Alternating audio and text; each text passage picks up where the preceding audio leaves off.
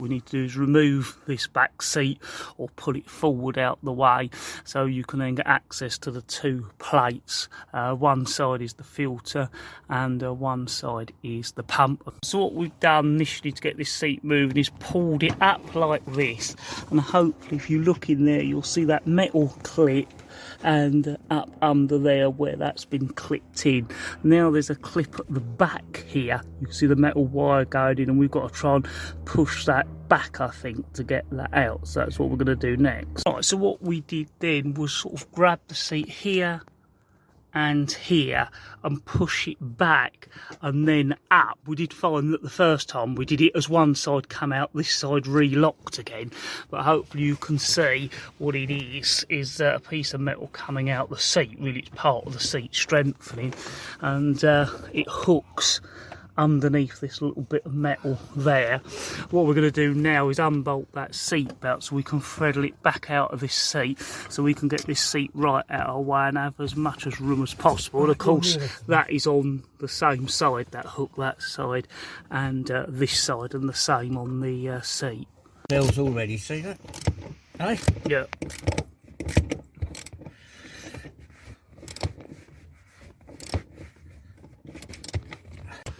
Right, so we're now removing that seatbelt anchor in there as the seatbelt goes through the seat, and that allows us, as I said, to get this seat right out the way. It was very, very tight, but they do seem to be on the 45s and these. The seatbelt bolts are very, very tight to get out initially, and they're tight all the way out as well.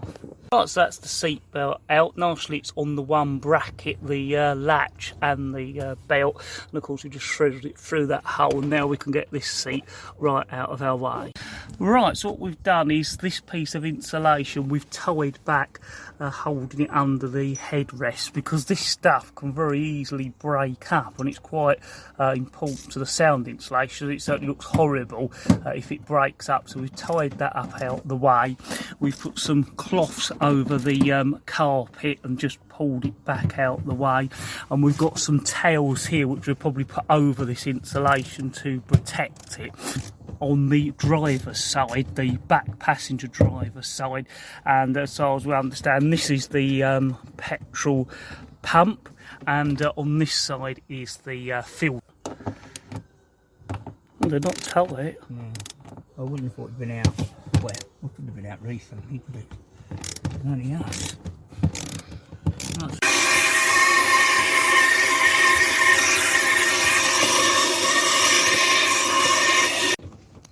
Alright, so as you can see there, we give a little bit of an hoover out and a clean out to make sure there's no loose dust. And we've now got this plate off, and this is the top of the fuel pump. Generally, it doesn't look like it's been too fiddled about with in there, so hopefully nothing's ever been a problem with this before. It looks like the original tapes around the pipes, and there's a fair amount of dirt and dust in there, so it doesn't look too fiddled about, because you never know whether there's been a problem in the past. With a car, though, we've owned this for possibly 8 years now. You do not know what's gone on before your ownership, and we've certainly never had this off before. So yeah, that's one thing, it doesn't look too fiddled about with in there. So we're now going to get on to the next stage.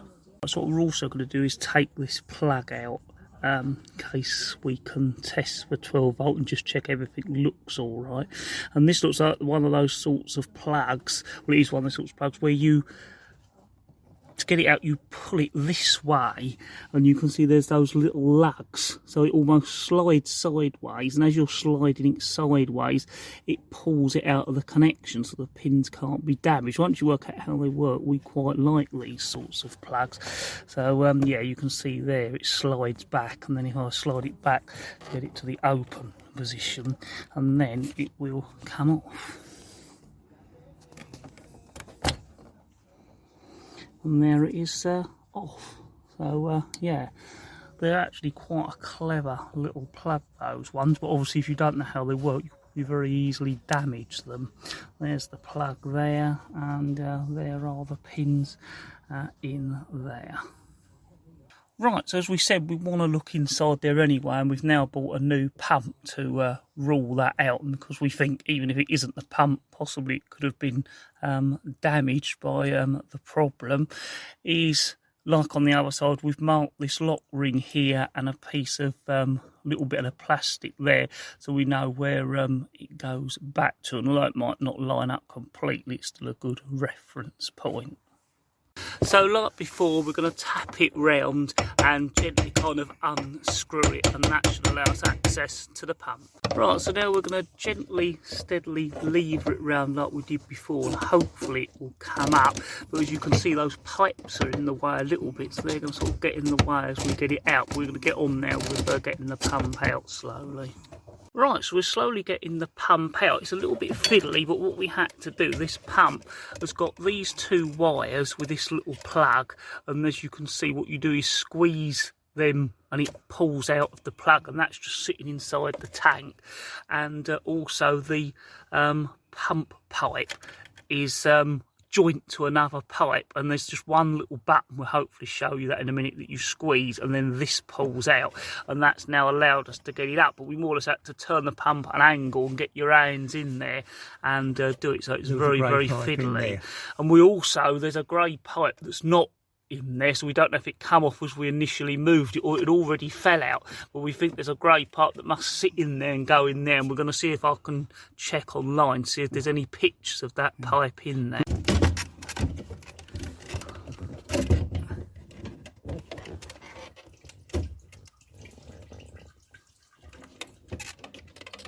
Right, so I thought I'd show you the pump outside of the tank so we can get a better look. Here's the bit that was on top of the tank where the plug was on, and of course here's all the bit that's in the tank, and we've got the float this side. Now, as far as we can work out, there's actually a float on the filter side as well, and hopefully you would have seen that in some of those earlier pictures we did with the borescope and looking in with our camera. So we've got the plug here that I said we'd undone. There's the little clips there, and also we've got the pipe that we unplugged as well. And in here is the new pump we've got. So we've got that from a part supply. It's one we've used before, so hopefully it should be okay. And it's a brand new pump, and it looks at a quick glance more or less identical to the one that's come out, which is good. And we want to get all the full housing in case there is some fault with this housing, because hopefully you can see there's still fuel in this pump, and they talk about the pump sits in a cup of fuel, so it technically can never run dry. And you can actually see, if I move that, there is the cup of fuel in there. But we think it's possible if the tank gets to a certain level, of course the fuel can't overflow into that pump, and it relies on the fuel overflowing into that pump or the fuel coming from the other tank. The interesting thing was that grey pipe we think had come out of here, so if the fuel was coming from the other tank and just pouring into the main tank rather than coming into here, I suppose initially it would overflow into there, but eventually it wouldn't be able to overflow into that cup and get into, which is why you could essentially run out of petrol without the tank really being all that empty. So we're wondering whether that's what happened. Of course, it could be the pumps got weak, or it could be something else, but it's certainly interesting and worth us considering at this stage that is the fault. The other interesting thing is they often talk about the pump sitting in a cup, and so you visualise on the bottom of the tank there's a cup that this unit sits in, but the cup is actually in the pump. So we're glad we got the whole unit, because we did find you could just buy the motor, but that would mean fitting it to this original one. If there is any problems in the system or blockages in there, then you're going to inherit those problems. I think we're glad we have got the new pump. Of course, once we fit it, we'll have to look about how that cup fills up and things like that, but we can get into that later on. But I thought it was just worth a chance of seeing. Like, what we do now is go over and have a look in the tank. So looking in the tank, there is that grey pipe which you wonder goes in the top. Here is the pipe that the pipe coming out of the pump connects to, and as I said, there's a little button there that you push to release them, and here is the other end of that wire, which again we think goes all the way across to the filter side. Of course, we're sitting on the driver's side. So yeah, just look a little bit closely at this pump. I don't know if you can see the fuel does look sort of dirty and gritty in there, but I suppose again 20 years, probably that is a lot of dirt. Now there is some sort of a filter under here, so the petrol must be able to come up from the bottom and then go up into that cup, and that's looking a little bit dirty, although we have had it stood on this top, so some of that dirt may have come from there. Of course you can see the float, which is quite amazing. The actual mechanism is completely open there in the tank. So yeah, it does seem to be a job to fully describe, even when we've looked at exactly how this system works and gets fuel from the both split sides of the tank. Now, we did find a very interesting diagram on the internet that covered it a little bit, but that is sort of a theoretical diagram, I suppose, a bit like when you go on the tube and look at the tube sort of layout. It's not actually how it is, but it sort of shows you this diagram. If we come down a little bit there, how you've got the filter there and you've got the pump there, but how it uses a system of flowing the petrol over to the filter side through the filter, but then through a siphon sucks the petrol up through here and back into that cup.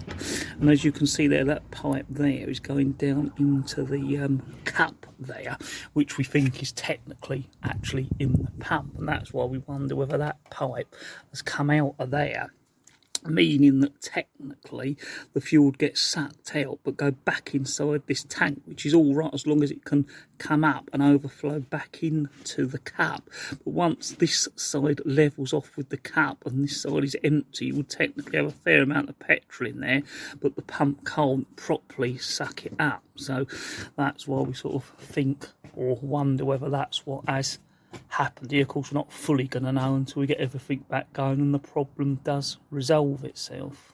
Right, so we're going to be fitting the pump back first, then the filter, and it also comes with the two big seals, luckily enough, one for your filter side but also one for your pump side, because the pump doesn't appear to come with this seal here, so we're going to need that of course to fit the pump. So not a bad kit really, it covers all of it.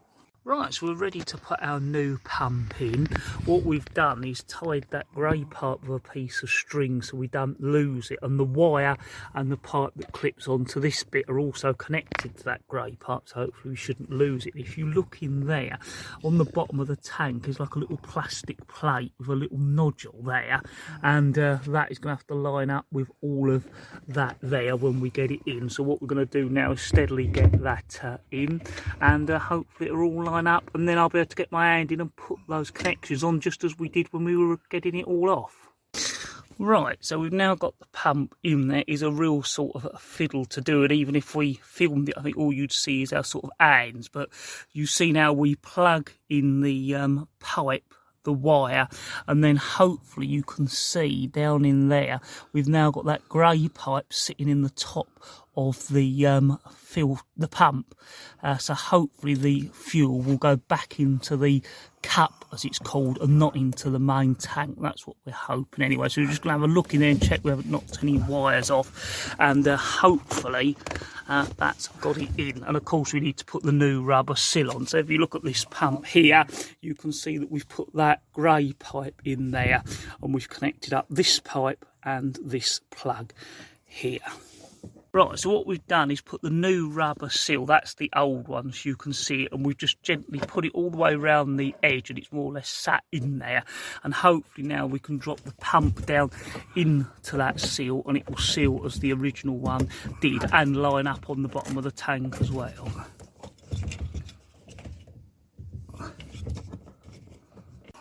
Right, so we've got it pushed back down again. It is a bit of a struggle, but we have to assume that it has sealed with the new seal. And now what we do is try and get the ring back on and locked in. Right, so we're slowly getting that ring round again. It's a steady tapping it round. And what we'll have another look is just have a little look.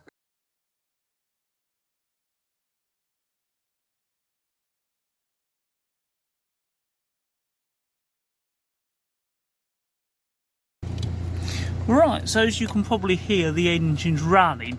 We initially wanted to try starting it without adding any petrol. We heard the pump run, but of course it wouldn't start, which is what we possibly suspected, because there wasn't enough fuel to fill up that cup. So we put 1 can of fuel in it, heard the pump run again, and the engine started straight away, which is what we were hoping. So all we can do now is try running it, and hopefully we've cured the problem. Can certainly lay the back seat in place and then aim to put it back together the way we took it out. So I'm not going to show that, and as you can see, we've marked it with a little sticker, one of our little stickers, saying the date the filter was changed, and also the date the pump was changed as well. So we get that seat back in place now while it's running still.